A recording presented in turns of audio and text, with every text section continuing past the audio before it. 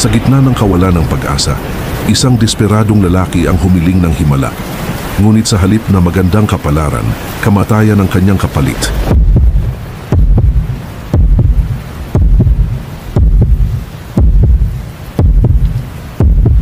Hindi isang genie ang tumugon sa kanyang panalangin, kundi isang nilalang na nagmumula sa pinakailalim ng kadiliman, ang tinaguriang Diyos ng kadiliman. At dahil sa nagawang kasunduan ng binata, isang kakaibang pangyayari ang naganap. Mula sa kanyang katawan, ibang kaluluwa ang natawag. Nagising ang isang lalaki sa mundong hindi niya alam kung paano siya napunta roon. Ang alam lang niya, kagagaling lang niya sa trabaho bago siya makatulog. Ngunit pagmulat ng kanyang mga mata, ibang mukha na ang kanyang taglay at sa kanyang harapan. Isang higanting punong tila transparent ang anyo, misteryoso at nagbabanta. Mula sa anino nito, isang tinig ang umalingaw-ngaw, malamig, makapangyarihan at nakakatindig balahibo. Dito unang nagtagpo ang kaluluwa mula sa ibang daigdig at ang Diyos ng kadiliman na magbabago sa kanyang tadhana magpakailanman. Ngayon sa mundong pinaghaharian ng mahika at kasunduan, kailangang matutunan niyang mabuhay bilang isang alipin ng isang Diyos na hindi siya pinili. At ang pamagat ng kwento, I owe billions in debt, so I was forced to work for an evil God. Paalala sa lahat, ang chapter na ito na ay ang huli. Alam ko, nabiting ko na naman kayo. Wala naman ako magagawa kundi maghintay na naman tayo sa bagong labas na chapter. Para update ka agad, maaari ka na mag-subscribe sa YouTube channel natin o mag-follow sa Facebook page. Salamat sa lahat na sumuporta, salamat talaga sa inyo.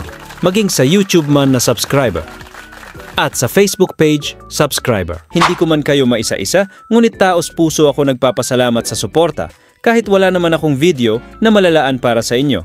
Dahil gusto ko yung mga wala mang kakayahang magbayad ay makakapanood ng ating mga recap ng libre at walang pilitan na magbayad para sa subscription. Para lang mapanood ang isang video, kaya lahat ng video natin open sa lahat, nagbayad man o wala. Ngunit sa mga handang nagbigay para sa ating channel, yan ay kusang loob ng ating mga supporter. Dahil alam din nila, tayo ay tao lang din, kumakain din. Hara! Lahat shout out sa inyo. Agad niya itong ginamit, mula sa anino, 4 na madidilim na tentacle ng Death God ang bumangon mula sa lupa, dumakma sa Wolf King, winasak ang katawan nito, at bago pa ito makasigaw, pinugutan na ito ng ulo sa isang iglap, tahimik ang lahat. Tanging ang pag-alingaw-ngaw ng kanyang mga yapak ang naiwan, tanda ng isang rank E na humamon sa imposible, at lumabas na isang rank D Abyssal Holder. Sa isang malakas at matalim na pag-atake, tuluyang napahinto ang galaw ng halimaw na pinuno, bumagsak ito ng walang kalaban-laban, at sa mismong sandaling yun ay nakamit ni Chen ang tagumpay. Mula sa naglalaho nitong katawan, sumiklab ang bugso ng enerhiya, at ilang saglit pa'y lumitaw ang abiso sa harap niya. Nakakuha siya ng 5,000 kaluluwa. Sapat yun upang madagdagan ang kanyang mga puntos para sa susunod na laban. Bahagyang ngumiti si Chen habang pinagmamasdan ng liwanag na unti-unting naglalaho. Sa kanyang isipan, pinuri niya ang lakas ng nilalang na tinalo niya, isang Lord-level monster na karapat-dapat talagang katakutin, higit 5,000 soul points sa isang laban pa lamang. Mabuti na lamang at ang kapangyarihang Death Touch ay may malakas na kakayahang tumagos, kung hindi, maaaring inabot siya ng mahabang oras bago ito tuluyang mapabagsak. Mula sa kanyang system window, sumili ang bagong abiso, natapos na niya ang misyong talunin ang Rockwolf King. Bilang gantimpala, nakamit niya ang isang kakaibang material, ang Rockwolf Crystal. Habang pinagmamasdan niya ang kumikislap na kristal sa kanyang kamay, napuno siya ng pagtataka. Hindi niya alam kung para saan ito, at sa kanyang isipan ay sumagi ang tanong kung anong uri ng gamit ang taglay ng kakaibang bato. Bagaman hindi malinaw ang paliwanag ng sistema, daman niyang may mahalagang papel itong ginagampanan sa mga susunod na laban. Sa gitna ng katahimikan matapos bumagsak ang halimaw, biglang lumitaw na naman ulit sa harap ni Chen ang system window, nagliliwanag sa malaasol na liwanag. Doon ay nakasulat ang mensaheng Rockwolf King's Crystal, Rare Material, a crystallized form of the Rockwolf King's power. Habang pinagmamasdan ni Chen ang kumikislap na kristal, naramdaman niyang tila naglalaman ito ng malakas na enerhiya, isang bakas ng kapangyarihan ng halimaw na kanyang pinaslang. Mula sa kanyang likuran, mabilis na sumulpot ang dalawang kasamahan niyang babae, bakas sa kanilang mga mukha ang labis na pagkabahala at hindi makapaniwala sa nasaksihan. Ang manggagamot ay napasigaw, halos nanginginig pa sa gulat, hindi niya maunawaan kung paano nagawang talunin ni Chen mag-isa ang isang Lord level na halimaw, samantala, ang Archer ay nagtanong sa takot, nag-aalangan kung tunay bang patay na ang nilalang, baka raw magkaroon ito ng ikalawang yugto ng laban. Ngunit bago pa man makasagot si Chen, lumitaw ang taga-suri, dala ang balitang nagpatigil sa lahat, masaya nitong ipinahayag na ang enerhiya ng bituin mula sa rift ay nagbalik na sa normal, ibig sabihin, tuluyan ang napatay ang halimaw, at matagumpay nilang natapos ang pagsubok. Sumabog sa tuwa ang dalawang dalaga, nagtatalunan sila sa sobrang saya, hindi makapaniwala sa tagumpay. Sa wakas, matapos ang napakaraming pagtatangka, nakamit nila ang hindi akalaing tagumpay. Pinuri nila si Chen, tinawag pa siyang newbie, na nagdala sa kanila sa panalo, na puno ng tawa at sigawan ng paligid, at sa kanilang galit ay labis ang pasasalamat ng Archer, yumuko pa ito sa harap ni Chen bilang pagpapakita ng paggalang. Nahihiya man, marahang ngumiti si Chen at sinabing tawagin na lamang siya sa kanyang pangalan, Zhou Chen. Bago pa tuluyang lamunin ng kasiyahan ng grupo, muling nagsalita ang taga-suri, sa malamig ngunit propesyonal na tinig, inihayag niya ang resulta ng pagsusulit, si Liu Wei at Zhao Lin, ayon sa kanya, ay mahusay na gumanap sa kanilang tungkulin, kaya't bawat isa ay makatatanggap ng 5 kredito. Tinangka ng healer na tanggihan ang papuri, sinabing wala naman silang gaanong nagawa at si Chen ang tunay na dahilan ng kanilang tagumpay, ngunit mariing itinanggi yun ng taga-suri. Sa halip, pinuri niya ang disiplina ng dalawa, ang kanilang kakayahang manatiling kalmado at hindi sumuko hanggang sa huli. Para sa kanya, iyon ay isang bagay na karapat-dapat papurihan. Pagkatapos ay tumingin siya kay Chen, at may bahid ng paghanga sa kanyang tinig nang sabihin niyang ang ipinamalas nito ay ang pinakamagandang pagganap ng isang baguhan na kanyang nasaksihan, hindi lamang sa lakas, kundi pati sa pamumuno at estratehiya. Idinagdag pa niya na ang pagkatalo ni Chen sa 4 na Lord-level monsters ay isang pambihirang gawa. 10 base points ang iginawad kay Chen, dagdag pa ang 5 puntos ni Li Rui, kabuuang 15 kredito. Namilog ang mga mata ng dalawang babae sa gulat, hindi pa raw sila nakakakita ng sinumang baguhan na umabot sa ganoong mataas na marka, ngunit si Chen ay nanatiling kalmado at magalang, simpleng nagpasalamat lamang sa taga-suri. Natawa ang taga-suri at sinabing, kung hindi lamang dahil sa limitasyon ng misyon, mas malaki pa sana ang gantimpalang karapat-dapat kay Chen. Ngunit bago pa man matapos ang pag-uusap, biglang sumigaw ang dating kapitan ng grupo, ang lalaking minsang umatras sa laban, galit nitong kinwestiyon kung bakit ibinigay kay Chen ang kanyang mga kredito. Diretsyong sinagot siya ng taga-suri, malamig ang boses.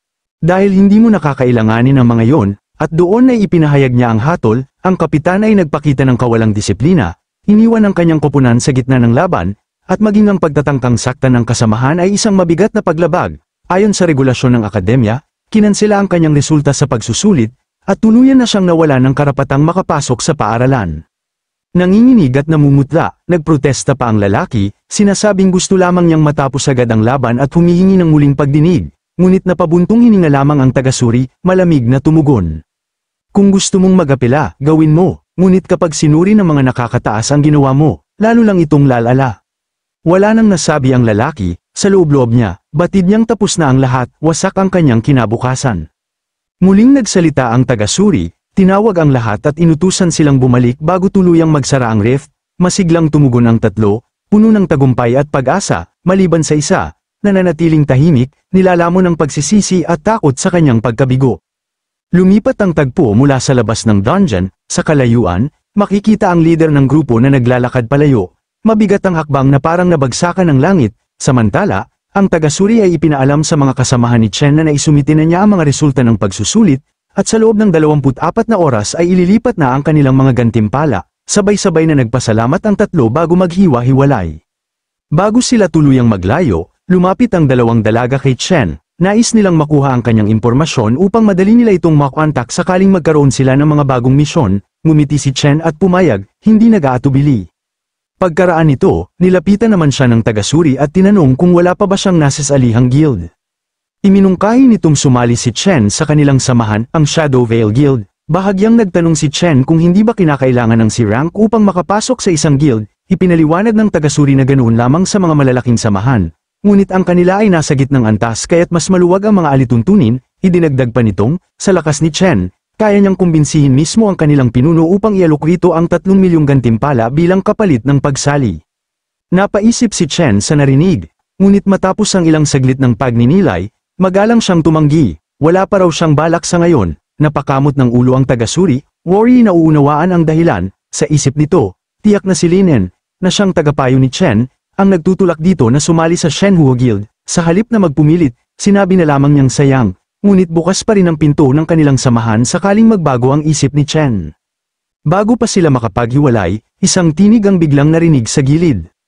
Isang dalagang dumating, si Lin En, may ngiti sa kanyang labi habang sinasabi na mukhang maayos ang naging resulta ng pagsusulit. Nagulat si Chen sa kanyang pagdating, ngunit mabilis ding bumalik sa ayos ang kanyang anyo. Masiglang ipinaalam ng dalaga na sinundo niya ito, at tinanong kung ano ang kanilang pinag-uusapan. Sumabat ang tagasuri at ipinaliwanag na wala namang mahalaga, binabati lang nila si Chen sa matagumpay na pagpasa. Habang papaalis, kumaway ang dalawang dalaga kay Chen bilang pamamaalam, naglakad naman si Chen kasabay ni Lin En, at habang papalapit sila sa dormitoryo, napatanong siya kung kanina pa ba siya hinihintay ng dalaga. Tumango si Lin En, sinabing hindi niya inasahang matatapos si Chen ng mas maaga sa plano, na ipadala na rin daw niya ang mga bagahe nito sa kanyang silid. Pagdating nila sa dorm, hindi napigilan ni Chen ang magulat sa nakita, malinis at maayos ang silid, hindi niya inaasahan ang ganitong kaginhawahan. Ipinahayag ni Lin En na yun ang magiging kwarto ni Chen, at kapag nakakuha na siya ng sapat na kredito, maaari siyang mag-apply para sa mas maganda pang silid. Napangiti si Chen at sinabing maganda na ito para sa kanya.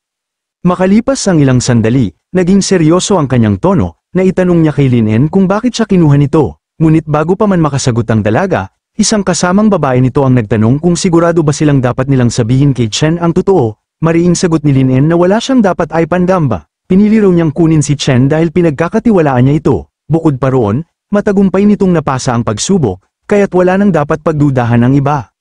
Nagtaka si Chen sa kanyang sinabi at naitanong kung sino ang tinutukoy nitong mga tao. Ipinaliwanag ni Lin En na siya ang kasalukuyang tagapagmana ng kanilang guild, ngunit hawak niya lamang ang posisyon dahil sa kanyang ama na dating pinuno ng samahan. Sa loob ng guild ay may 3 paksiyong nag-aagawan sa kapangyarihan. Upang mapanatili ang kanyang karapatan bilang tagapagmana, kailangan niyang bumuo ng sariling kupunan na tapat sa kanya, at para rito, kailangan niya si Chen. Naunawaan ni Chen ang sitwasyon at tinukoy na marahil ay hindi mapagkakatiwalaan ng dalaga ang mga lumang kasapi ng guild, ngunit nagtanong din siya kung bakit siya ang pinagkatiwalaan nito. Ngumiti si Lin En at ipinaliwanag na matagal na niyang sinusubaybayan si Chen, mula sa mga laban nito sa Blackwater Zone hanggang sa exchange meet. Ang pagkahumaling ni Chen sa lakas, yun mismo ang hinahangaan niya, ngunit may isa pa raw siyang dahilan, alam niyang baon sa utang si Chen. Hindi agad nakakibo si Chen, labis siyang nagulat nang marinig yun. Ipinagpatuloy ni Lin En ang kanyang paliwanag, bagaman hawak ng isang maliit na ahensya sa Light City ang utang ni Chen, ang totoong nasa likod nito ay isang malaking kumpanyang may koneksyon sa mga makapangyarihang awtoridad. Ginagamit ng mga ito ang kanilang impluensya upang manipulahin at kontrolin ang mga taong may kakayahan. Kahit mabayaran pa raw ni Chen ang lahat ng kanyang pagkakautang, mananatili pa rin siyang bihag ng sistemang yun. Ngunit ayon kay Lin En, ang pinuno ng kumpanyang yun ay isa sa kanyang mga karibal. Kung sasama si Chen sa kanya, ipagtatanggol niya ito, poprotektahan ng lahat ng impormasyong may kinalaman dito, at kapag nagtagumpay siya laban sa kalaban niyang yun, buburahin niya ang lahat ng record na maaaring makasira kay Chen. Sa ganitong paraan, ani niya, pareho nating makukuha ang kalayaan. Tahimik na nag-isip si Chen, alam niyang mas ligtas kung may guild na susuporta sa kanya, at malaki rin ang maitutulong ng mga pribilehiyong kaakibat nito sa hinaharap, kaya't matapos magpas siya, sinabi niya na kung kakailanganin siya ni Lin En, handa siyang tumulong. Nakangiti si Lin En sa kanyang sagot, sinabi nitong hindi kailangang magmadali at na maaari niyang sundin ang sarili niyang bilis. Isang hudyat lamang ang ibinigay ng dalaga sa kanyang kasama, at ilang sandali lang, tumunog ang telephone ni Chen, indikasyong may natanggap siyang transfer. Pagtingin niya, halos hindi siya makapaniwala, 5 milyong kredito. Ipinaliwanag ni Lin En na yun ay tanda ng kanyang sinseridad, ang natitirang bayad ay matatanggap niya kapag tuluyan na siyang lumagda bilang kasapi ng kanilang guild. Pagkatapos ay inanyayahan siya ng dalaga na magpahinga muna, at huwag magatubiling magsabi kung may kailangan siya. Ngumiti si Chen, bahagyang yumuko bilang pasasalamat, at marahang kumaway. Sa isip niya, ito na marahil ang unang hakbang sa bago niyang landas. Pagkatapos ng nakakapagod na araw, nakahiga si Chen sa kanyang kama, nililigay ang katawan matapos ang lahat ng laban at pagsusulit.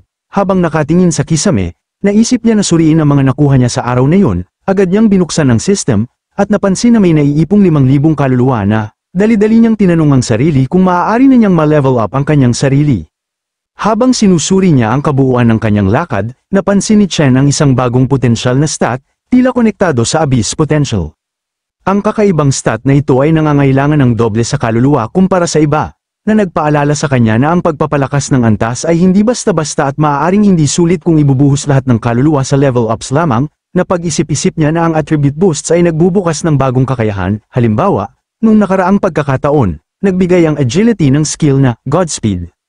Matapos ang ilang sandali ng pagninilay, napagpasyahan ni Chen na subukan ang pagpapataas ng potensyal ng 5 puntos. Agad na lumitaw sa screen ang mensahe, nakakuha siya ng bagong eksklusibong kakayahan, Abyss Death Touch, at nadagdagan ng limit sa kanyang summons. Kasabay nito, nabuksan ang isa pang eksklusibong kakayahan, Abyss Space, na nagbigay daan sa kanya upang itabi ang lahat ng mga nakuhang items sa isang espesyal na espasyo. Sa unang pagkakataon, agad niyang sinubukan ito, at masaya niyang hawak ni Chen ang bote kung saan nakatabi ang lahat ng kanyang nakuha, at labis ang tuwa niya sa kakayahang kunin o ilagay ang mga items ng malaya. Sinubukan niya namang i-rank up ang kanyang sarili sa system, ngunit ipinaalam nito na kulang ang kinakailangang key item. Sa kabila nito, masaya pa rin si Chen at lalong naging interesado sa shop na binuksan ng system, na pagtanto niya na napakaraming pagpipilian, mula sa simpleng armas hanggang sa mas mataas na klase, at napagpasyahan niyang subukan ang pagbili ng isang lesser greatsword. Nang mahawakan niya ang espada, bumuhos ang tuwa niya, ang bigat at balanse ng armas ay perpekto sa kanyang kamay. Ngunit sa gitna ng kasiyahan, napansin niya na mabilis na naubos ang 5,000 kaluluwa, 2,160 na lamang ang natira. Napagtanto niyang parehong malakas at mabilis maubos ang kaluluwa sa level ups at sa pagbili ng kagamitan, nagdesisyon siyang itabi ang natitirang kaluluwa para sa mga susunod na pagkakataon. Habang nag-iisa sa kanyang pagmuni-muni, bigla niyang nasalayan ang paglitaw ng isang anino, ang Evil God. Agad na nakabawi si Chen sa gulat at ipinahayag sa nilalang ang kanyang nagawa. Nabuhay niya ang Abyss Potential, hindi lamang upang ma-store ang mga items, kundi upang ma-summon ang Evil God bilang kakampi sa laban. Masaya namang narinig ng Evil God ang balita at nagsabi na hindi niya inaasahan na matutunan ni Chen ang Abyss ng ganito kabilis. Nagulat din ito sa bilis ng pakikibalik ni Chen mula sa rift matapos ang test, at natuwa na nakatipid ito ng oras at effort. Agad na ipinaalam ng Evil God na, simula ngayon, oras na para pagtrabahuin si Chen, dahil handa na itong gamitin sa mga susunod na laban at pag-aralan ang potensyal nito ng mas epektibo.